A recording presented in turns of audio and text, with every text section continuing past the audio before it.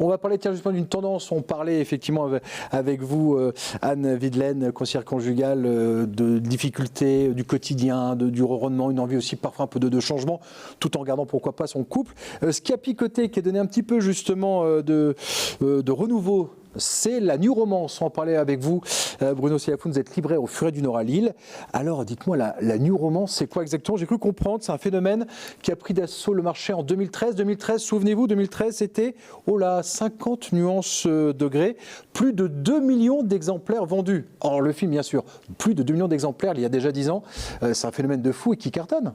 Oui, en fait, on a connu vraiment la New Romance grâce, en effet, à 50 nuances degrés, à After également aussi. Et puis après, il y a eu une grosse période où plus personne n'en lisait. En fait, en livret, c'est un peu le rayon paria, en fait, j'ai envie de dire, par rapport à mes collègues notamment. C'est-à-dire que très peu de libraires en lisent vraiment, parce qu'on considère ça injustement, de la mauvaise littérature ou d'anciens romans de gare. Et en fait, depuis quelques années, notamment grâce à l'arrivée du Pass Culture, on a eu le retour de la New Romance, et surtout avec un public beaucoup plus jeune qu'auparavant. C'est-à-dire qu'à l'époque de 50 nuances degrés, on était sur grosso modo 25-30 ans, et là on est plus sur du 14-25, on va dire. 14-25 et plutôt d'électrice. Exactement, voilà, il y a 99% pour fâcher personne, 99% de public féminin, oui en effet. Ouais. Voilà, on voit que ces romans agrippent les lectrices grâce à des histoires d'amour, on peut dire, fortement pimentées quand même. Oui, pour le coup, il y en a pour tous les goûts. On a des sujets assez classiques comme votre voisin qui est très charmant, ou votre camarade de classe aussi qui est très beau mais très ténébreux, à des choses un peu plus subtiles comme la dark romance. C'est qu'il y a une période où on parle beaucoup de féminisme, de MeToo. Paradoxalement, ce qui marche le plus, c'est la dark romance, c'est-à-dire souvent des jeunes femmes en fait qui tombent amoureux de un peu de leur bourreau entre guillemets, en fait. Ce syndrome de Stockholm, on va dire. Ça aussi qui est assez insolite quand même, pour le coup. Ouais. Alors je crois que vous avez 3 coups de cœur à nous présenter. Oui. Allez-y, on commence par le premier. Alors, les beaux conseils de Bruno Sayafoun pour la New Romance. J'ai essayé de prendre des choses assez différentes. Celui-ci, le Morgane Moncomble. Alors Morgane Moncomble, en fait, c'est du top 10, d'une top 10 des autrices en France, tout rayon confondu.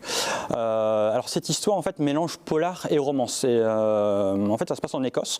On a une jeune fille qui s'appelle Camélia, qui en a beaucoup bavé lors de sa scolarité. On la retrouve quelques années plus tard. Elle a envie de devenir avocate pour justement défendre les personnes qui ont été victimes comme elle. Et un jour, son ancien tortionnaire est assassiné, et elle fait partie des personnes qui sont mentionnées dans son testament, en lui disant je m'excuse pour tout ce que je t'ai fait et je te confie l'enquête de savoir qui parmi mes proches m'ont assassiné. Et on le lit vraiment comme un polar traditionnel, avec une petite touche de romance en plus. Sachant que d'ailleurs, je vois que c'est le premier tome. Et c'est le premier tome, en fait, oui, c'est un tome par saison. Donc ça, c'est vraiment un livre très, très agréable à lire, parce que ça peut en même temps être lu justement par quelqu'un qui ne lit pas du tout de polar, comme un lecteur assez chevronné, on va dire. Ouais. Voilà, donc un petit peu pour tout le monde, c'est Un automne pour te pardonner de Morgane Moncomble. Autre coup de cœur, Bruno, allez-y. Alors ça, c'est un livre qui date de quelques années, le tome 1 du... Curieux. Allez-y.